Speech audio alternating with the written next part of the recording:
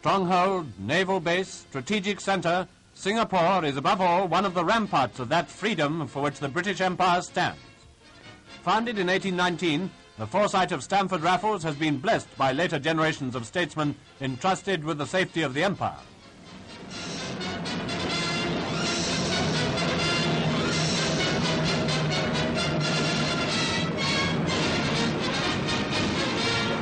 After the Great War, it was decided to construct a first-class naval and air base at Seletar, adjacent to Singapore itself. The opening took place in 1938, the governor, Sir Shenton Thomas, breaking the tape with the bows of his yacht.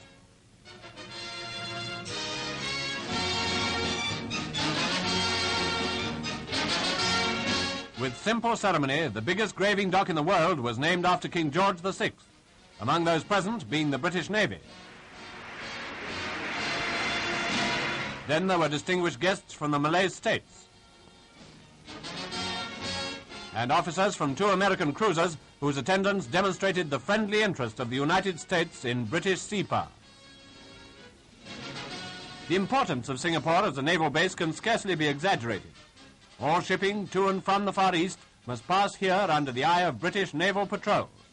And let tribute be paid to the Malays, who are born seamen as well as loyal friends of the British Empire. They man the numerous flotillas of minesweepers, sloops and escort vessels based on the port. As Singapore commands the eastern entrance to the Indian Ocean, so the security of the great Indian Empire has been enormously increased. That home of magnificent fighting men is able to mass her resources for the conflict in which her destiny is vitally at stake. Undistracted by the worries of self-defense, she has been able to send large numbers of experienced men overseas to serve under General Wavell.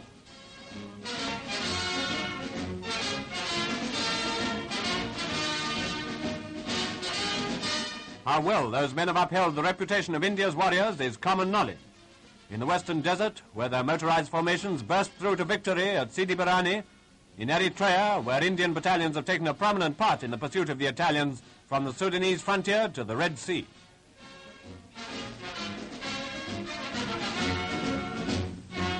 All this thanks to that command of the Indian Ocean. At its northwestern exit are mounted the guns of Aden. Just as Singapore stands at the gateway from the Pacific, so Aden guards the entrance from the Red Sea. It is the outer lock on the sea route from the Mediterranean and Eastern Europe.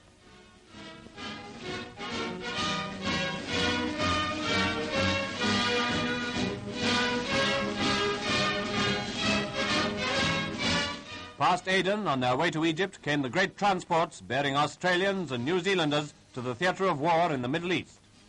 Here again was a voyage accomplished in safety thanks to the security of the Indian Ocean.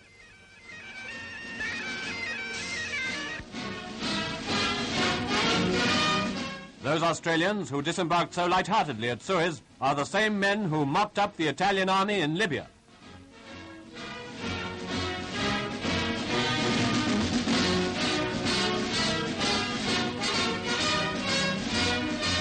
Then, by the same dispensation, South Africans arrived in Kenya.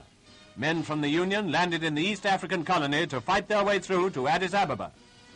So we see what benefits have flowed from the forethought which closed the Indian Ocean so securely against aggressors. From the Cape, up the African coast to Aden, and across the ocean to Singapore, British sea power remains unchallenged. Moreover, the influence of Singapore extends beyond the Indian Ocean, even so far as Australia, whose own navy would cooperate in the protection of her northern coastline. The port of Darwin in this region is Australia's window on the world. The town, which has a cosmopolitan population, holds a vital position on the Empire Air Route. Here the brothers Smith landed on the first flight from England to Australia. Darwin is a military post manned by Australian regular forces in peacetime.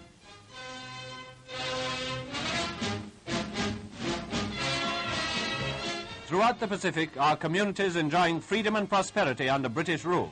For instance, Fiji. Guided by British law and order, Fijians are encouraged to progress along the lines of their own customs and culture. Hong Kong has just celebrated its centenary. This famous colony with its 2,000-foot mountain has been called the Gibraltar of the East and was Britain's chief base in the Far East until the construction of Singapore's dock. Hong Kong has been very close to a war for 5 years or more, and its defenses are correspondingly strong. They owe a great deal to Chinese labor, which is aiding in the preparation of new gun emplacements. The harbor is well protected. A gate opens in the net to let one of our own submarines pass through. Here also are stationed small motor torpedo boats, which can do up to 50 knots.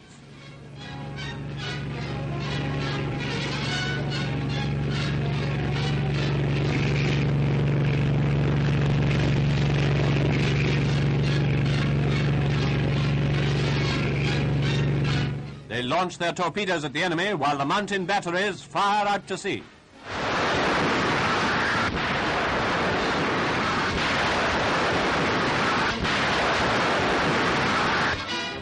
Finally, we come back to Malaya, the peninsula which has Singapore as its tip.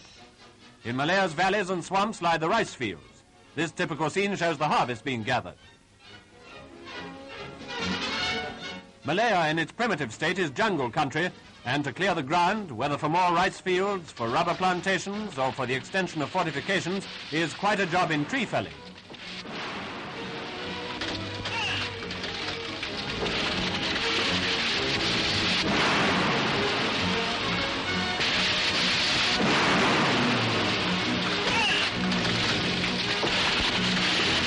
That is the way the site for the dock was cleared. But of course over the vast hinterland of Malaya, the jungle still stretches. It's about the thickest in the world, and progress through it would be impossible except by hacking out a path. In such conditions, to ambush an enemy is a comparatively simple job for Malay soldiers, knowing the lie of the land and the way of the jungle.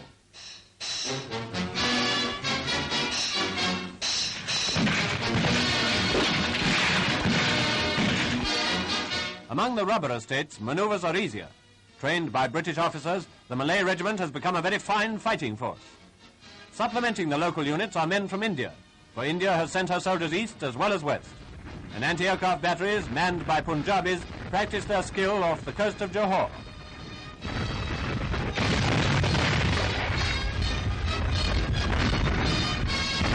And, of course, there are battalions from Britain herself. They have brought with them the familiar Bren carrier, which, though it can't penetrate the jungle, does negotiate the very tricky ground on its fringes.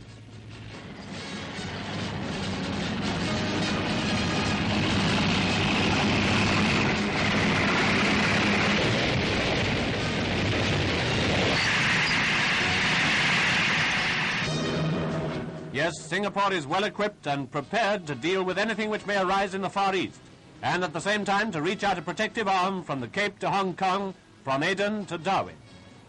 Above the city and around it fly the sentinels of empire, the vanguard of our striking power, the Royal Air Force. Commander-in-Chief of the Far East is Air Chief Marshal Sir Robert Brooke Popham, with control over land as well as air forces. Such is the recognized importance of air power in modern warfare. And the fleet air arm is to be found at Singapore too. Torpedo carriers, such as smashed the Italian fleet at Taranto, practice in the Straits of Johor.